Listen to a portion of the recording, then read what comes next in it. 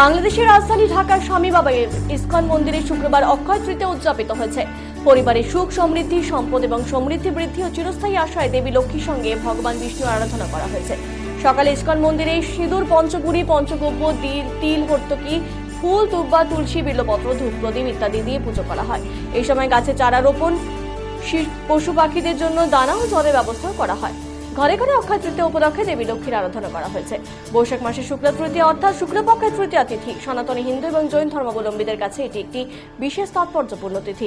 অক্ষয় তৃতীয়ার দিনটি শুভ কাজ করার জন্য খুব ভালো, তাই নতুন জামা কাপড়, গয়না, বাড়ি বা গাড়ি ইত্যাদি মূল্যবান জিনিস কেনা হয়।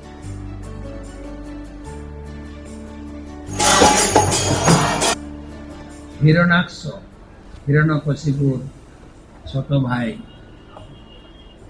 তাৎপর্য: শ্রীবৎস হচ্ছে ভগবানের বক্ষে কুঞ্চিত শ্বেত রোমাবলী, যা তার পরমেশ্বর ভগবান হওয়ার একটি বিশেষ চিহ্ন। বৈকুণ্ঠ লোকে বা গোলক বৃন্দাবনে সেখানকার অধিবাসীদের দেখতে ঠিক পরমেশ্বর ভগবানের মতো, কিন্তু ভগবানের বক্ষে এই শ্রীবৎস চিহ্নের দ্বারা ভগবানকে চেনা যায়। তো এই কাহিনী আপনারা ধারাবাহিকভাবে শুনছেন। হিরণাক্ষ বধ বর্ণনা করছেন সুখদেব গোস্বামী বা মৈত্র মুনি। এই আলোচনা আমরা শ্রবণ করছি এবং অসুর হয়েও ভগবানের দর্শন পেয়েছেন, তাই তো না?